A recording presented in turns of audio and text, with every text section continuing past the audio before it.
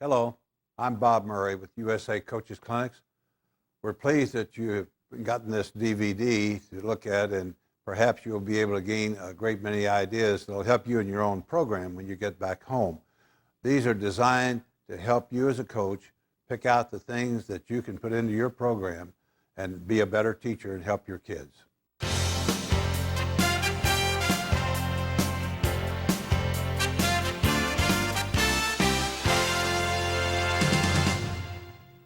All right. Again, I don't want to put it on Mike. You know, when I was interim head coach, we played BYU in the bowl game, and we missed a field goal, 17-16. But it was quite an experience, big-time experience. A lot of times coaching defense, and I've been a coordinator for 2 years, and a lot of times defensive coordinators want to jump into the scheme part of things. And we can sit up here and talk scheme, but I was always a believer when I was sitting out in the audience like you guys are right now, is that unless you could get with a coach one-on-one, you're not really going to get all the intricacies of that particular defense. And I believe as a defensive coordinator, you have to be aggressive. You have to. Now, depending on what type of scheme, when you look at Tampa Bay, they play Tampa 2. So you would think that that's a passive defense, but it's not a passive defense. They play aggressive defense. They do fire zones. They play cover 2. They play a little man free. But I'm a firm believer when you teach an aggressive defense, it's a mentality. It's a mentality. But I think, again, what I've learned that it's also you have to have a formula and you have to have a chemistry on how you want your defense to play. Because aggressive doesn't mean that you're going to blitz on every play or zero coverage on every play. That's not necessarily aggressive defense. Aggressive defense is a mentality. And what we do at UCLA is that we have a mentality. And the mentality starts right now. I know some coaches say, hey, look, you know, the season doesn't start in March. Well, on defense at UCLA, it does. It starts right now. Even with you guys right now. It starts now because your players, if they don't believe in your formula and if you don't have chemistry, it's probably not going to work. And I don't care if you're the greatest X and O guy in football. It's not going to work. And we scheme our ass off. Trust me. But that's not the number one thing that we try to accomplish at UCLA. What we want to accomplish is being aggressive. Now, there's some things that we'll start, and I'm going to take my time and really explain what these things mean in detail, because you guys are going to, hopefully you'll find out at the end of the day that when you go back and start talking to your kids, that you guys will believe that this works. The number one thing is toughness. Toughness. You got to be tough. Now, what does toughness mean? I mean, you have different types of toughness. My middle linebacker better be a badass dude, okay? But my corner, I want him just to make tackles, okay? I don't want him to shy away from making tackles. I don't want him to be, as we call, so whatever you guys call your guys. In college, we can call them, you know, things maybe a little rougher than what you guys do. But two different type players, middle linebacker, corner. The bottom line is, are you giving me everything that you have from a toughness standpoint at your position? Details. Boy, I learned this from Greg Williams. And, you know, Greg he's with Jacksonville, and he's probably, alongside with Belichick, probably were the two most important assets for me in terms of me learning what it takes to be a coordinator. But they were probably the most detailed defensive coaches that I've ever been around. My whole thing is this. If your players understand everything that he needs to understand at his position, he's going to be able to play faster and smarter. So as a coach, it's our responsibility that our players know what's going on within what you're trying to teach from a technique standpoint and from a scheme standpoint. Production. Mike does a great job for us is that we keep production not only in practice, but we keep production in games. I want to know each player on defense, their negative production and their positive production. Because if a kid comes to me and he says, Coach, I should be playing more, I want to be able to be detailed to show him out of 10 plays, you've only made 3, and you've given up 7. The guy in front of you, he's made 7 plays, but he's only given up 3. So unless you document those things, sometimes players are called BS on you. But you have to be productive. You have to be productive. Run into the football, and we'll show you a couple drills that we do on defense in terms of us running to the ball. That's first and foremost. That is first. You will not play on our defense if you do not run to the ball. You can't play. If you want to be cool, you need to go do something else. But on defense at UCLA, you got to run to the football, and I'll show you some examples of what we do. Tackling. Tackling and toughness, to me, goes hand in hand, okay? Because if you don't have a sense of toughness, you're not going to want to tackle. We keep what we call yak yards, and I know you hear that from an offensive standpoint, but from a defensive standpoint, I want to know each game how many yak yards, and that's yards after contact. Okay, when we first got to UCLA, I think it might have been our first couple games, we were in the 70 and 80 yard yak category. That's way too much. That means that you're missing too many tackles. When we start getting it down to 20 and 15 yards of yak, then our defense started getting recognized as being a defense that runs to the ball and that's aggressive. Creative competition. What does that mean? How can you get your players to believe in each other, but yet compete against each other? How can you get that done? So the example that I gave our defense, actually a couple weeks ago, we had a meeting, and I explained to them, if I'm competing against another corner, and it's 9 o'clock on Saturday morning, I'm going to wake up and I wonder what he's doing 9 o'clock on Saturday morning. So we try to create creative competition within our defense to get guys to push themselves, and if they can push themselves and believe in each other, collectively, we're going to be a pretty good defense, okay?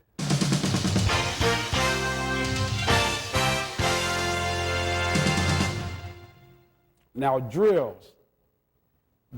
I learned this from Belichick, and I really believe as a defense, I know Coach Neuheiser, we had a meeting yesterday, and we were talking about our spring practice structure in terms of how he wanted to structure practice. And at the very beginning of practice, I asked him if it was okay if we can call what we call a get-going drill.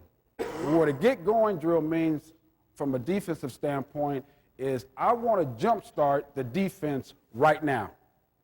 Because you know how guys, they want to stretch and kind of be cool and, coach, I'm not quite ready. Well, to play aggressive defense, you can't do that. Because being aggressive, again, is a mentality. Okay, so we'll do a bag drill. And you get a chance to meet some of our coaches. We get after it a little bit, and we'll have 4 lines. We'll start behind the cones. We'll accelerate through the bag. We'll execute the technique correctly, accelerate off the last bag, finish through the cones. There's a lot of yelling going on, a lot of chatter going on. We're really trying to get the most we can get out of guys right now. Then after we leave that drill, then we'll go to PAT field goal, and I think it helps our special teams coach because now defensively, our guys got their juices going. I don't want to start practice with the low tempo. I want to start practice with the high tempo because we're the defense, okay? Now, this was the first drill that we did when I got to UCLA, because what do you hear about UCLA defense, or what do you hear about UCLA period, is that they're soft. UCLA is soft. Well, I've been around some pretty good coordinators, and we were not going to be recognized as a soft defense. So what we did, we would line up, and I did it by positions. So the D-line would be first. I would line up 5 linemen, and I would put 4 cones on each side. And what I would do is that they have to buzz their feet. I'll blow the whistle. They have to do an up-down. Then I'll point to either side. So you got 5 guys with 4 cones. Somebody's going to be left out. So whoever gets left out, obviously he was the loser because he didn't get a cone. Then I would send them to our linebacker coach, and he would have to do 15 up-downs, jog back in line, and then we would go again by position. Now, the one thing that we didn't tell them is that there were no rules. You know, so guys would just run to the cones and, okay, I lost. Then one of our linebackers figured it out. So he knocked the crap out of one of the other linebackers to get him a cone. So once the other, you know, the D-line and secondary guys, once they figured it out, this was a war.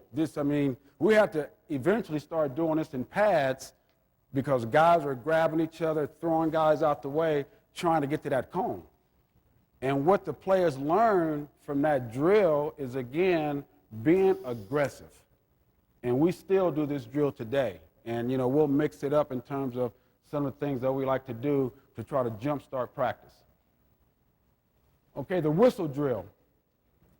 Usually we play, and I know Coach Neuheisel is going to change this a little bit, but when Carl was the head coach, obviously you come in, you play on Saturdays.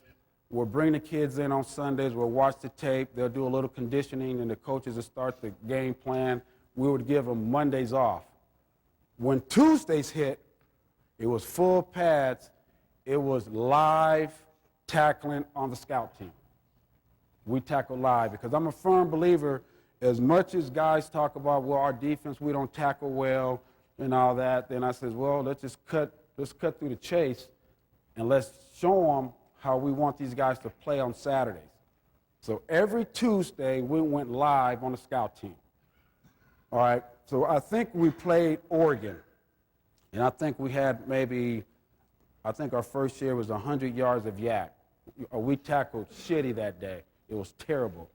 We're watching the tape. The guys aren't running to the football. They're just kind of taking their time. And I was driving home, and I was like, wow, how can I get these guys to run to the ball? So I came up with what we call the whistle drill. And what the whistle drill is that on the first whistle, you can stop running to the ball. So that means usually I'm on the sidelines in practice, and the coaches are on other parts of the field because I'm not the type to stop practice, okay, run that play again, okay, let's walk through this, okay, let's walk through this blocking scheme. I want practice to be just like the game. So I'm going to signal all the defenses from the sideline, and we're going to play practice just like it is in the game. So that first whistle tells them they can stop. So if I'm in a bad mood, I may hold that whistle until that backside corner gets all the way to the play. Okay? Then on the second whistle, I want everybody getting their butts off the ground, and they got to jog back to the huddle to get the next play. Well, what that does is that it's making practice harder than the game. It really is. I love Coach Neuheisel, who's a big-time offensive coach. I love Norm Chow. That's one of the best coordinators in college football. But we still want to play defense. And we're not going to rely on our offense to outscore people. And that's just the mentality that we have on defense. There may be some games they may not score 35 points, okay? I love to win games 35-7. Is it an ego thing? Sure it is. But hell, you know, we get paid too. So we want to play good defense, and we not only want to win games, but we like to win game with a mentality on defense. And one thing that I've learned, fellas, is that if you don't do this, then you're not teaching aggressive defense. You're not, because the players are the guys that has to play. These guys are the guys that have to, because especially with high school players, they don't know. Hell, college guys don't know. You know, when we got to UCLA initially, they didn't run to the ball. I remember the first off-season workout, guys wouldn't finish through the drill.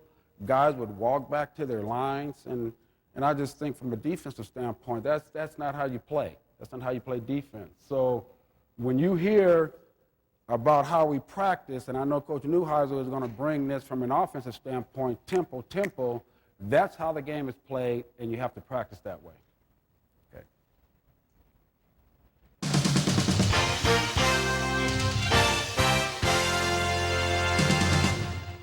Now, we talk about on Tuesdays. Now, on Tuesdays, we'll do our hustle drills, and then we're live tackling, not only versus the scout team, but we're live tackling in everything that we do on Tuesdays. And what we'll do is the DBs will be in one section of the field, the linebackers and the D-line. And what we'll do a live tackling circuit that day. So not only are we doing our hustle drills that we like to do to get them jump-started, we'll also have live tackling. So when our guys come to practice on Tuesdays, they know it's no BS. It's no BS from an aggressive standpoint. Okay, now, we would do every period would be live. And I know, again, when Carl was the head coach, we had, I want to say, 5 periods, 5 10-minute periods. So Mike, he runs our scout team. So in 10 minutes, I want to try to get anywhere from 14 to 15 plays. So we're rolling. Okay, I'm talking, I got the whistle. Guys have to make their tackle. They got to run back to the huddle. I'm cursing Mike out about getting the tempo going with the offense because I want plays. I want plays in practice. So we would get as many, almost 60 plays? 60 plays, no, 5 periods, but almost 75 plays. About 75 plays in a 5-period practice, 15 plays in 10 minutes. Okay, so I know some coaches say, well, Coach, are you worried about getting your guys hurt? Well, guys are going to get hurt, period. It's just football. But fortunately, no one got hurt. And we've done this for 2 years. And then when we started watching, we're watching the cut-ups of all of our plays right now. We just hired a new secondary coach, Tim Hawk from Montana, and the first thing he says is, damn, Coach, these guys, boy, they really get to the ball. Well, that's a compliment because of all of the formulas and trying to create the chemistries and everything that we try to do, it shows on game day.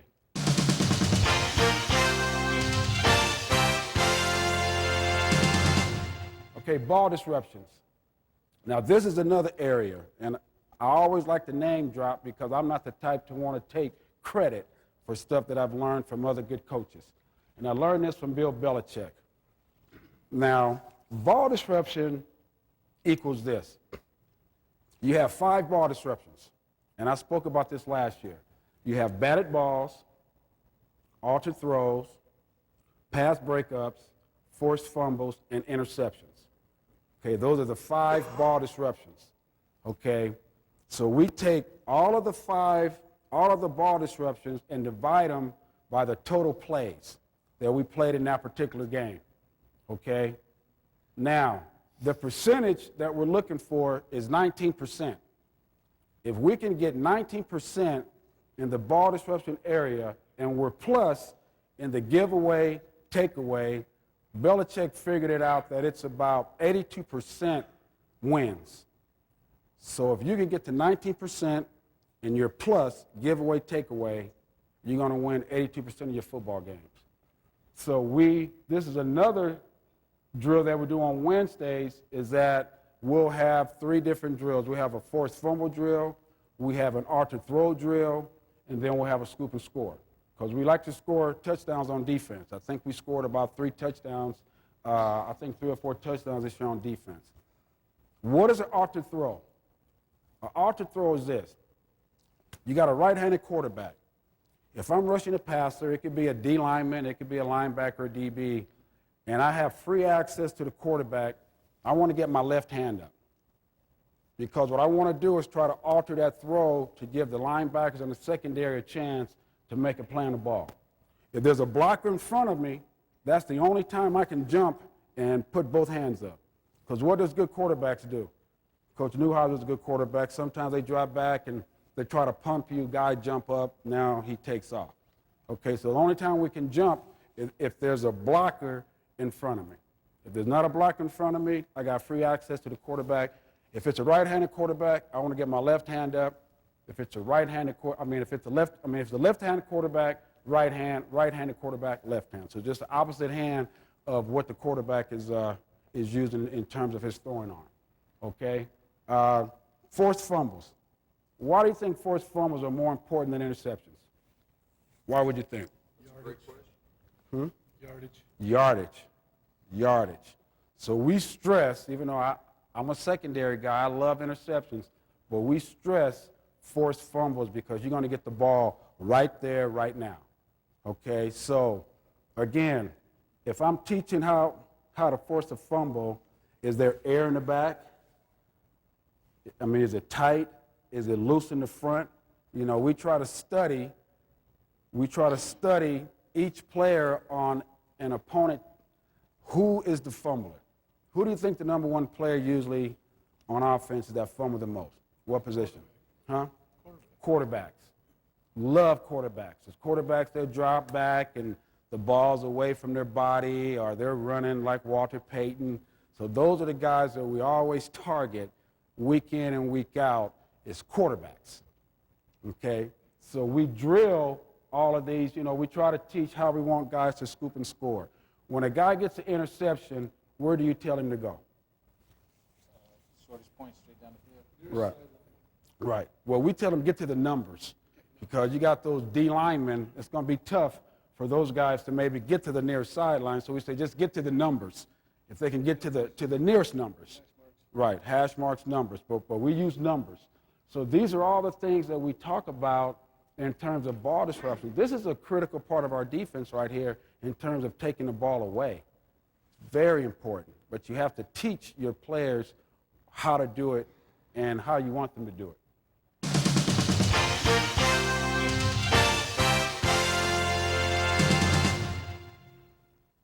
Thursday. Now, Thursdays usually, I know we had long practices on Thursday. Again, I don't know how Coach Neuheisel is going to have our Thursdays, but we practice pretty long on Thursdays. So, but we still, even though it's a couple days before the game, because you play on Saturdays, is that we will still do what we call TTOs, which was our let's get going drill for practice. So there's another little drill that we would do to be chase the manager. Yeah, I was like, what the hell is that, chase the manager? So chase the manager would be the defense would have to huddle, and I would have a manager, and he can run anywhere he wants. So the linebacker he says, okay, over 4, ready, break. So they'll line up, and I'll tell the manager, I'll just point to him in areas of the field where I wanted him to be. So I'll blow the whistle, and I would point, and the whole defense would have to run to the manager. Okay, then they would have to jog back to me, get back in the huddle, outlaw 2. Line up again, then I'll point again, blow the whistle, then they would have to sprint to the manager. If you guys continue to hear what I'm trying to say in terms of playing aggressive defense, it's tempo. It's tempo, it's toughness, and it's aggressiveness. And it's being detailed with what you teach on defense. Again, you don't have to blitz every play. You don't. That's not aggressive defense. Aggressive defense is a mentality.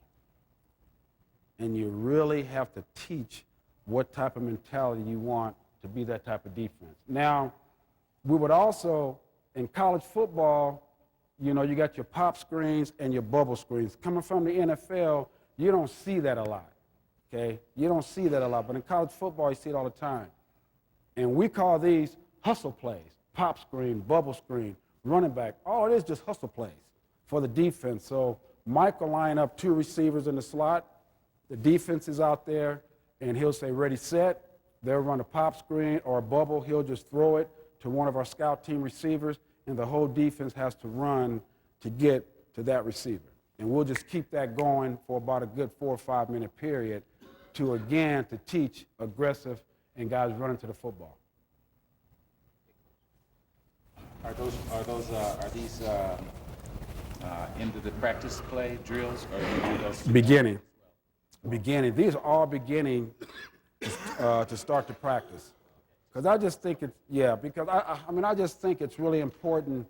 You have to force these guys to practice the way that you want them to practice.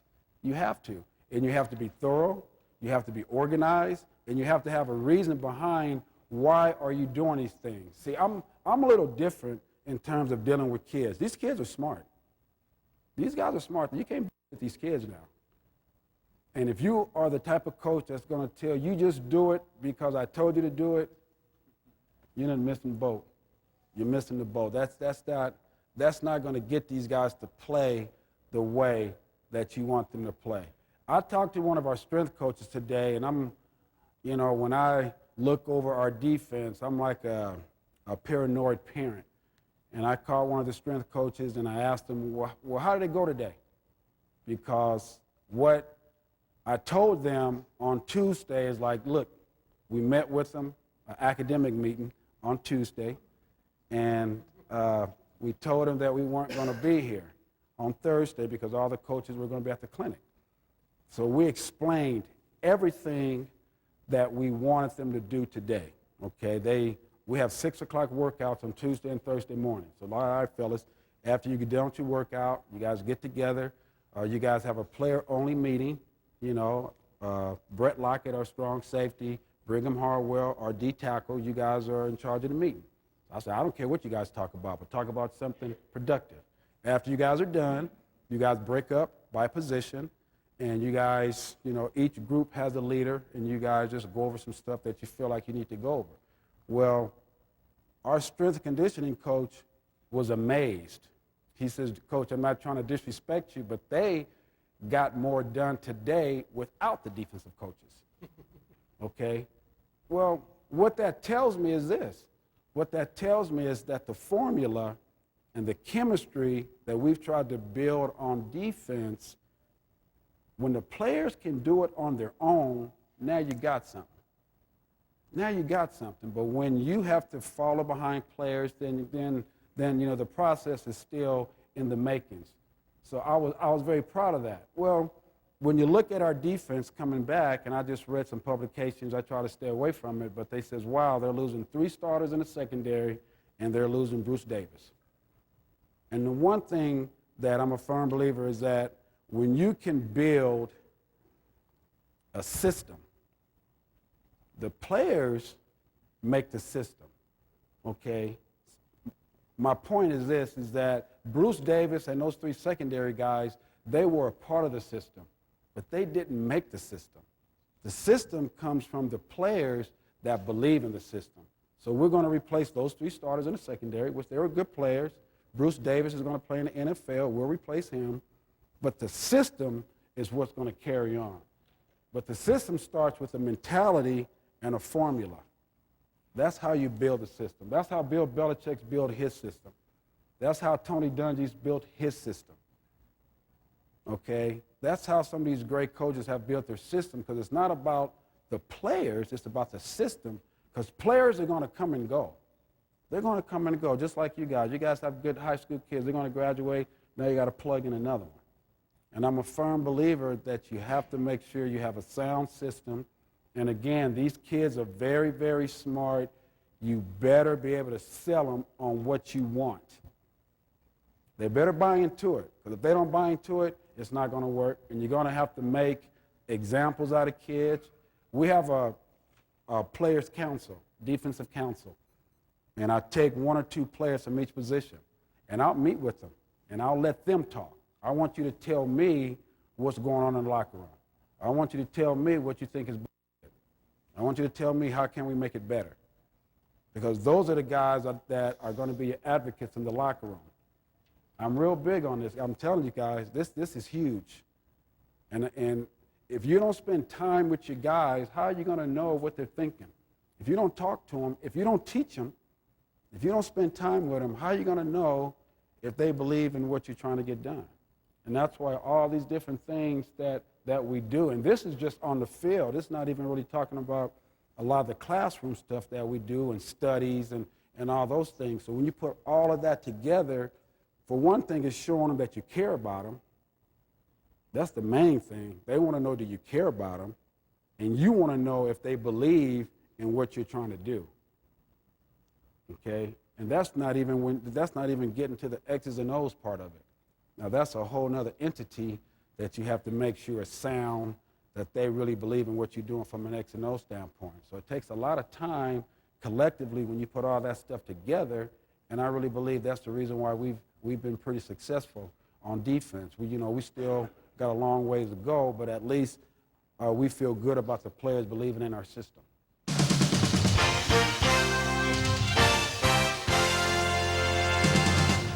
Now, game plan. This is huge. And for me, as a play caller, this is when I really start getting into the nuts and bolts. And the head coaches and the coordinators on your particular teams, I think this is very, very, it doesn't matter if it's Pop Warner football, it doesn't matter. Game plan is game planning. On Sundays, and I'm just going off of what we did when Carl was the head coach, on Sundays, I lock myself up in the office. And I know Coach Neuheisel, he's figured out what my defensive office is called, the dungeon. So I'm locking myself up in the dungeon. And every coach is responsible for an area. Our D-line coach is responsible for all the runs. Our linebacker coach is responsible for goal line, play action, boots, sprints, gadget plays. Secondary coach is responsible for all of the drop back passes, first, second, and third down. Mike will be responsible this year for red zone. So on Sunday, everybody breaks off into their dungeons, and there they go. There they go. Now for me, on Sunday, I'm looking at all of first and second down, everything, all the runs, all the passes, I'm doing everything. And I put together my little game plan in terms of tendencies and in terms of what I'm thinking about calling that particular week. Okay, because I'm a firm believer is we meet on Mondays, at least we met on Mondays at 1 o'clock. When they would come into the meeting rooms on Monday, everything's up on the board on first and second down, everything. On one board, it's all of their tendencies and all those areas on first and second down. On the other board, I break everything down by personnel group, 21 personnel, 11 personnel, 10 personnel. And I'll have some general ideals, base calls, and pressures. Okay, because when they come in, I don't want to waste their time. I'm the coordinator. I'm the one calling the defenses. So when they come in, we have a general plan. Okay, we'll sit there on Mondays, and I know they tease me a lot because this is just, my way of trying to be thorough, and, what make me go is that we'll watch every cut up. We'll watch every run. We'll watch every drop back pass. We watch every boot. We'll watch every sprint. We'll watch every play. As we're watching, we already have a tentative game plan on the board. And then that's when we'll add and delete some of the things that we want to get accomplished on that first day of practice, which is Tuesday, to get us going into our first and second down game plan. I really believe that part of it is very, very important if the head coach is calling the plays or if the coordinator. So now you're talking about how you're practicing. Okay, how are you going to teach your guys to be aggressive? It's all right. Could you repeat the jobs you guys assigned up? You had red zone, you had first Yeah. down. What were the other ones for the line? Okay, the D-line coach did all the runs. Our D-line coach, he does all the runs. And see, we break the game down on defense just like offensive coaches break the game down on offense. I want to know what are they doing in 2 minutes. I want to know what are they doing on their. But you know what we found out? I had Mike look this stat up. 22 personnel, right? Because the first digit is the backfield set, right? The second digit is the tight ends, and then you assume the rest. And you got 5 eligibles. All right? So we looked at 22 personnel, which is 2 backs, 2 tight ends, and 1 wide receiver. An amazing stat. 80% run. 80% run in 13 games last year. Well, I kind of figured that out during the course of the season. Guess what I ran? 0 pressure. What the hell am I going to worry about the pass for? I mean, you're talking about 80% run. I'm going to take my chance with that stat. All right? I'm going to take my chance because Bill Belichick taught me this too. He says, anything that's 70%, that's what you go with. And you tell whether it's the secondary or the front, the other 30%, we just got to play technique. But if I do my little studies and I start seeing coaches getting into a 70% range, I'm going with that. And a lot of coaches, you know, it's amazing. Some offensive coaches, you wonder if they self-scout. It's like 22 personnel. You mean to tell me it's 80% run? Never throwing a pass? That just blows me away. You know, then you have your Tedfords at Cal and your Steve Sarkisians and your Pete Carrolls at SC. Now you start game planning these guys and you start seeing more 50-50, 55-45, then you can start getting a sense like, okay, these guys run their game. So, you know, from a defensive standpoint, too, I think it's important where you need to know what is the offensive guy. I want to know what Jimmy Bonds is doing. I know Jimmy's a head coach at St. Francis. I want to know. If Jimmy and I are going head up, I got to know what Jimmy's thinking for me to call my game. So that's why I break the game down into personnel groups. First and second down, what are they doing in 21 personnel? What are they doing in 12 personnel? What are they doing in 11 personnel? Then third down is a whole separate entity. On third down, I pretty much handle third down by myself. Third down, you know, I mean, I'll ask some of the coaches what they think, but third down is kind of my baby in third down in terms of what base coverages we like to call, what type of pressures we like to call. 3rd and 2 to 6, I'm playing man-to-man. I'm going to play man-to-man. Why would you go fire zones on 3rd and 2 to 6? Why? It's just pitch and catch. There's too many holes in the defense. So I'm going to be pretty aggressive on 3rd and 2 to 6 in terms of what I call. 3rd and 7 to 10, usually I'm going to pin my ears back. Here I come. Because I want the quarterback to have to get rid of the ball. I want to bring some pressure so we can just make tackles and get off the field on 3rd and 7 to 10. On 3rd and 11 plus, I may not pressure you a whole lot. But sometimes I may press you. I may rush 3 and drop 8. I may bring a little bit of pressure on 3rd and 11 plus. So you need to have a mentality, too, on third down. The reason it's so important, the linebacker we just graduated, Christian Taylor, I could be on the sidelines and signal something, and he'll do like this. I mean, what the hell is that, coach?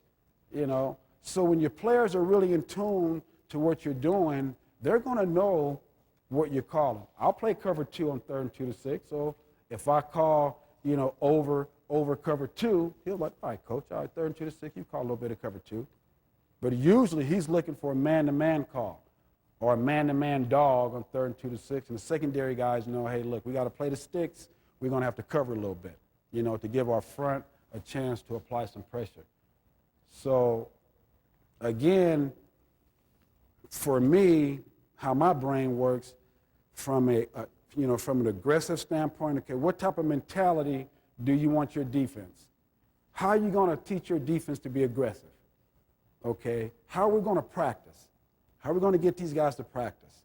Okay, how am I going to call the game? How am I going to prepare these guys to play the way that I want them to play? You know, how can I get these guys to buy into my system? Do they think I know what I'm talking about? That scares the out of me, fellas. It does. It scares me every day. There's a coach asking, what is your worst fear? I said, failure. My next worst fear is players not believing in what we're trying to do. Because if they don't believe, guys, it's not going to work. I don't give a damn how many hours you stay up. It's not going to work.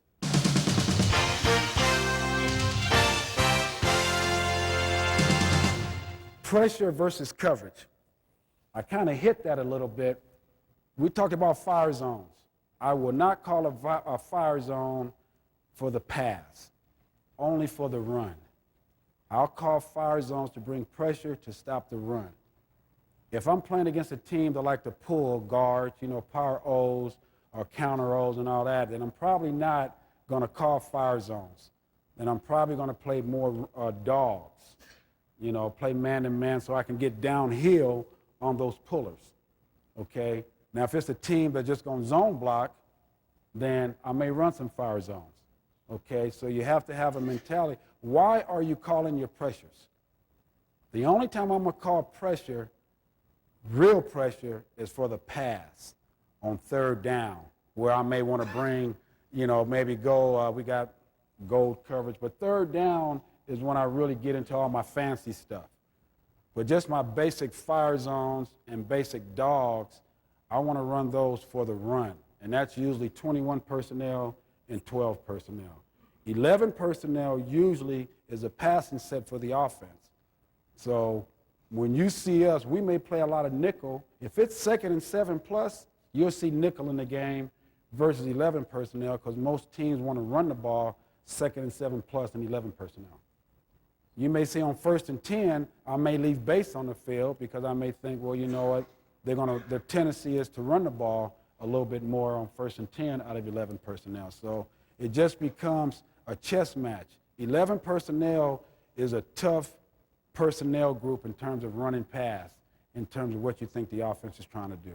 And 12 personnel is a tough personnel group, whether you want to pressure or play coverage, just because they have one more guy. Okay, so that's why I really believe why are you calling pressures and why are you playing coverage? Halftime adjustments. Again, I'm pretty simple-minded. I says, Mike, what's hurting us? Well, Coach, we can't cover these guys. All right. So we're not playing man-to-man. But I may do more zone pressures to try to get the ball out so we can just make tackles. So usually when people try to say, well, you know, Coach Walker, you do a great job with your halftime adjustments, well, all it is, from an offensive standpoint, they're hoping and praying that you come out in the second half doing the same crap that you did in the first half. Well, you know, I was born at night, but wasn't last night, is that I know that's what they're looking for. So I'm not going to give you the same package that's been kicking our butt in the first half and the second half. So we're going to have to flip it and try some different things to make them have to adjust in the second half versus what they did to us in the first half. I know in the Cal game, and it was designed that I told our guys, look, we're going to stop the run because they had a really good running back, Justin Forsett. We're going to stop the run, and we're going to play zone coverage because they had a very, very good receiving core, very good with Deshaun Jackson, and they had 2 other really good receivers. So I think in the first half they had about over 200 yards total offense, way too many yards from our standard. But I just had to bite the bullet. Came back in the second half and says, okay, boys, here we go. We're going to man pressure them the whole second half. They ended up with 284 yards total offense. Well, the game plan worked, and that's why sometimes it's just a chess match. Me and Jimmy Bonds. What is he thinking? Me and Jimmy. I know the SC game, when we beat them 13-9, and I teased Steve Sarkisian at halftime, we're jogging off the field, and he says, how many more blitzes you got for me? I says, 1 more. Well, what I learned, what Steve said that to me is that, okay, he's worried about the blitz. So we might have blitzed every damn play in the second half, you know, just to give us a chance to win. So you just have to be in tune. Fellas, it's a lot of stuff that we just talked about. Some of you guys may think it's bullshit. Some of you guys think that it's important. But it's a lot of stuff as a defensive coach, man, that you got to be up on. Because it's our job to do what? Stop them. We got to stop them. And to stop people from scoring, it's a mentality, it's a formula, and it's a chemistry that you guys better make sure that your players understand and your players believe in. I think it's very, very important. When you talk about coaching on the sideline, I really believe that your best eyes have to be up in the box. I really believe that. Your best eyes need to be up in the box. Coaches ask me, well, Coach, how come you don't call a game from the box? Because I want to see your eyes. When you get beat for a 90-yard touchdown, I want to see, do you really want to play? Do you really want to go back in? So for me, from a defense, I want to see my guys. I want to see what's going on with them. I know we have our linebacker coach up in the box. Our new secondary coach will be up in the box. Mike's my information guy. Okay, with the information guy, I communicate with him probably more than any other coach. Now, Chuck may say, hey, Coach, you know, are they running power? Oh, you know, we need to think about this. Or the D-line coach, he's on the sideline with me. He may be in my ear about stunts or games. The secondary coach will say, hey, Coach, remember, you know, you've run all these pressures. You may want to back off next series and go coverage. I mean, that's what those guys are for, okay? The information guy, he's telling me, all right, coach, it's 3rd and 7. Okay, they're in 22 personnel. It's 80% run. Now it's 3rd and 7, and they're in 22 personnel. Okay, so I'm going to go 0 pressure to play for the run. Or it could be 2nd and 6. All right, coach, it's 11 personnel, 2nd and 6, they're heavy run. So that's his job, and that's how I make my calls for the game. So me being on the sideline is critical because I want to be around our guys.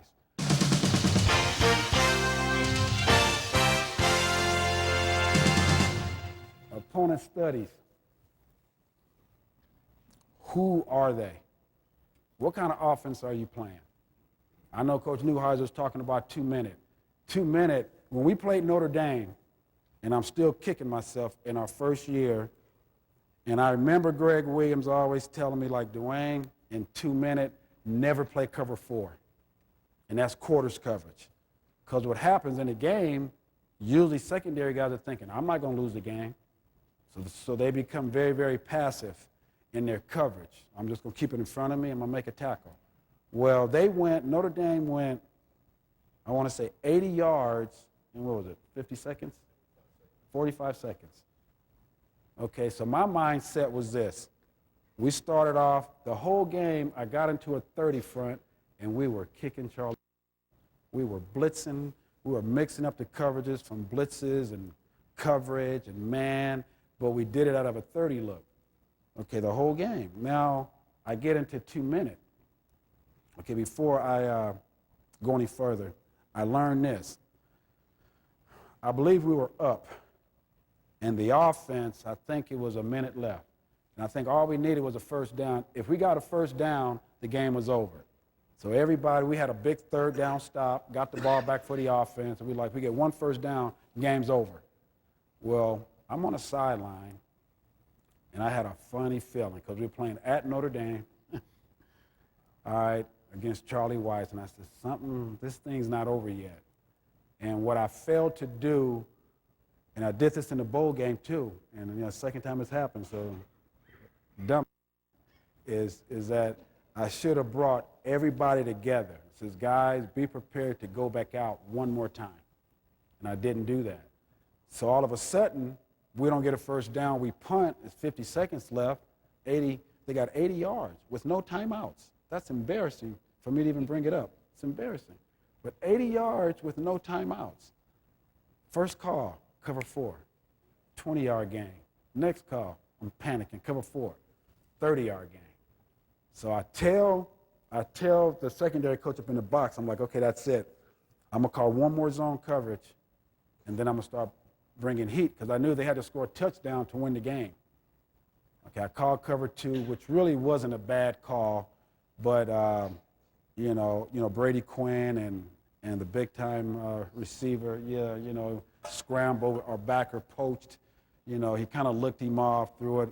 We missed tackles, yak after contact.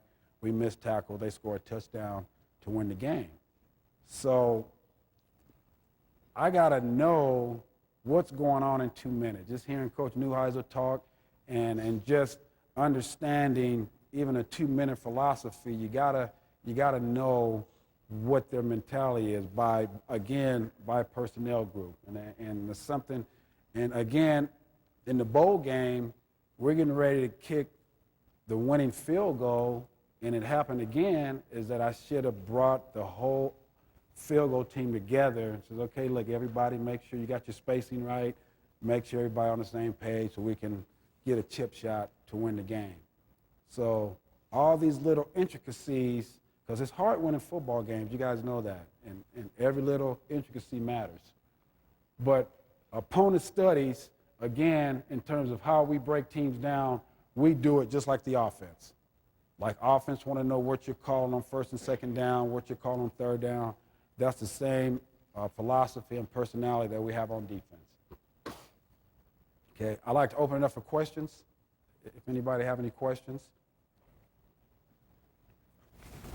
When you were talking about pressure versus coverage, and you said when maybe you feel it to be more rapidly in the run, you talked about doing more fire zones and dogs. Could you just explain on with that terminology, what that means to you guys? If there's a tendency that I'm thinking more run than pass, and it could be 50-50, and I'm an instinct play caller. You know, I kind of try to get a feel. I mean, I may shake hand what I thought was going on in the game and just call what I'm feeling. And I just think our philosophy is that aggressiveness for us, pressuring on first and second down, is to stop the run. Our whole philosophy is to get you to third down. I want to get Jimmy Bonds. If I get you to third down, I got a chance to win. I got a chance to win. So the whole key is, see, a lot of people focus on third down, which we do too. I think we've been in the top 10 on third down for the past 2 years because that's my little baby. It's important, but I don't think you put enough emphasis on first and second down. We got to get you to third down. And most teams, if they're throwing the ball on first and second down, what type of passes are they usually going to throw at you? Or play action passes, depending on what the personnel group is. Okay, so I just think I want to get offenses into 3rd and 7+. If I can get you into 3rd and 7+, there's a chance I'm going to win that series. Okay, the real good offenses, when we do breakdowns, and you get a 4-game breakdown, and when I see an offense that they don't have a lot of third down plays, that tells me that they're getting first downs on first and second down. And that ain't good for the defense. Because if you can't get a team on third down, and if they're converting on first and second down, you got problems. You got problems. You got to get them on third down. You have to get them into third downs to win series. Anybody else? All right, fellas, thanks a lot. Thanks for your time. We hope that you will benefit from purchasing this DVD, and please tell your friends about it. We hope to see you at another clinic in the future.